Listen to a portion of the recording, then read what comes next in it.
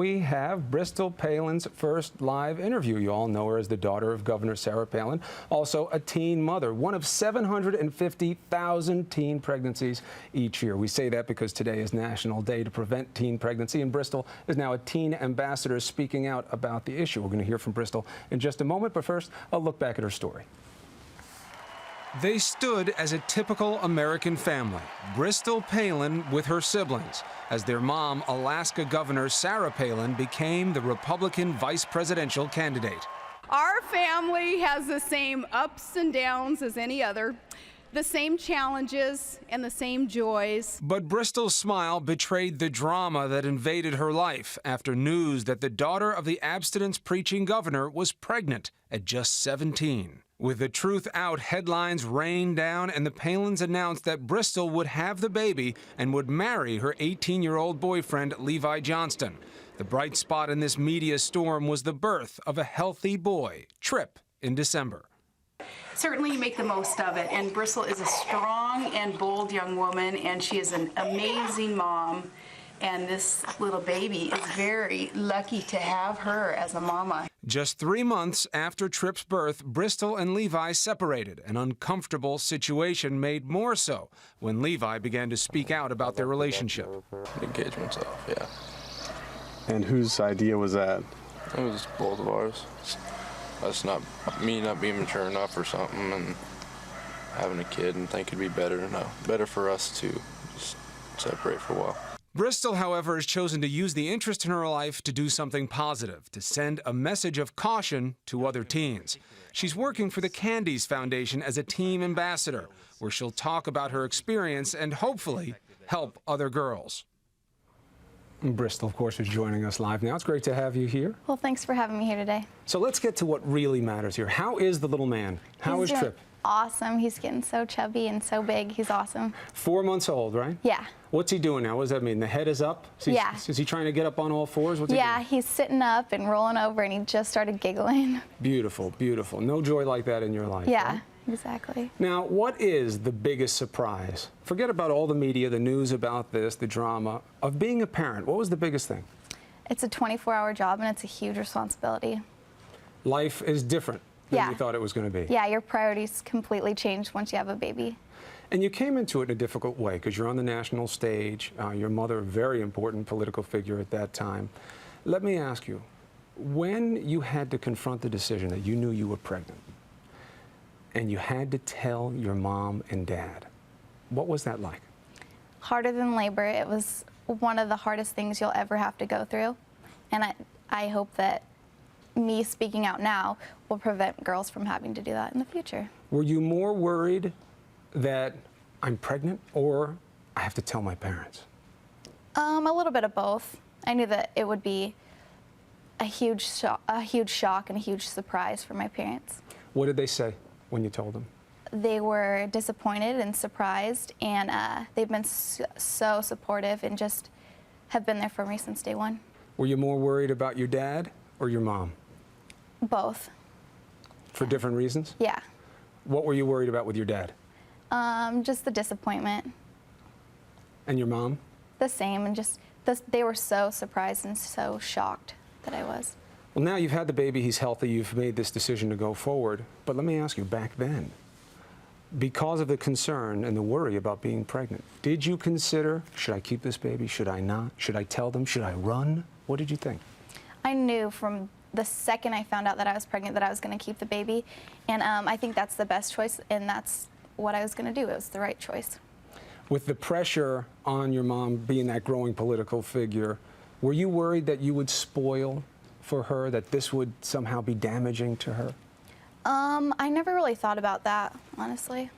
Now, because you're doing the teen ambassador thing, you're getting out there the message, so this becomes a relevant issue in your own life. You got pregnant, why? Because you didn't choose to use protection? Was it a conscious choice? Did you want to have the baby? How did you get into the situation? Regardless of what I did personally, I just think that abstinence is the only way that you can effectively 100% foolproof way to prevent pregnancy.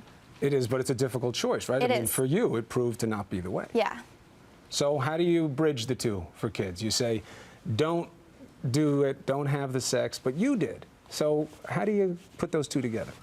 I'm not quite sure. I just want to go out there and just promote abstinence and just say this is the safest choice. This is the choice that's going to prevent teen pregnancy and prevent a lot of heartache.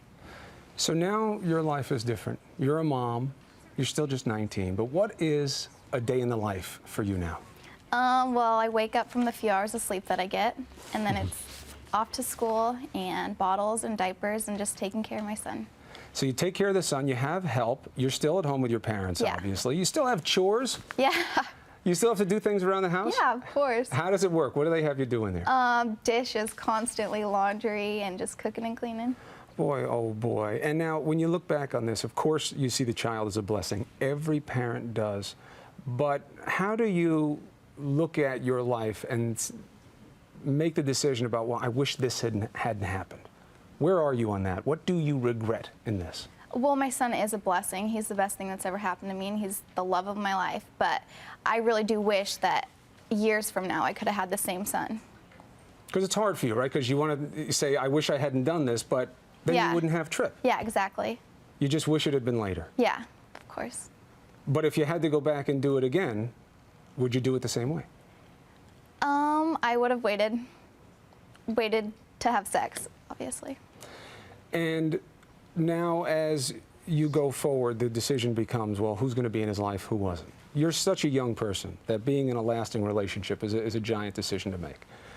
What do you decide about how you let the father, Levi Johnston, be in this child's life? What are you going to do about that? Well, I'd love Levi to be a part of his life, and I know that he will be. So you're good on that. No matter how you feel about the father, about Levi, you do want him in the child's life. Yeah, Why? of course. Every child needs a father. And you have that maturity where you get along with him because it's better for Yeah. the kid. And now, let me ask you about a little different part of the experience of the media and your family during the campaign. Okay. Did you come to see the media as an enemy because of all the attention on your mom? Most of the things they were saying about us were just complete lies, so I didn't really pay attention to it. I don't have time to. The parodies, the Tina Fey like got a whole burst to her career by imitating your mom. What did you make of that? I'm not quite sure. I really didn't even pay attention to most of it. Your mom has been taking the high road. She says, yeah, it's funny. It's funny impersonation. But weird for your family to go through all that? Yeah, it's unreal. And going forward, what is you put yourself out there as the team ambassador. We're going to talk about that more. But is it important for you to be in the public light, or do you want to have a phase of this and move away? I don't see myself as a celebrity. I don't want to be one, but I think that using this experience in my life to help others is just, I think it's a blessing. And why do you think your message will have resonance with other teens? Because I'm relatable and I am a teen myself. But you're asking them to make a decision that's not popular with a lot of teens. Yeah. Right? Most of their heads are more of, well, have safe sex. Be Yeah. safe. Avoid disease. Avoid unwanted pregnancy. Yeah. You're not saying that. I'm saying that there's one way to prevent it, and that's not having sex. But you yourself have gone back and forth about it, right? You used to say that it's not realistic. I to think push that abstinence. quote was definitely taken out of context, but I do think it's realistic. It's definitely the harder choice, but it's the safest choice, and it's the best choice. Well, you made the choices you made, but now you have Trip, Yeah. and everything is good there, right? Yeah, he's such a blessing. Well, you look great. I wish you good luck. Happy Mother's Day. Thank you. This will be your first Mother's Day, and I'll see you later this afternoon. We'll talk later on about the work you're trying to do as a teen ambassador with the Candies All right, Foundation. awesome. Thank you. Bristol, thank you very much. Pleasure you. to you. Pleasure to you.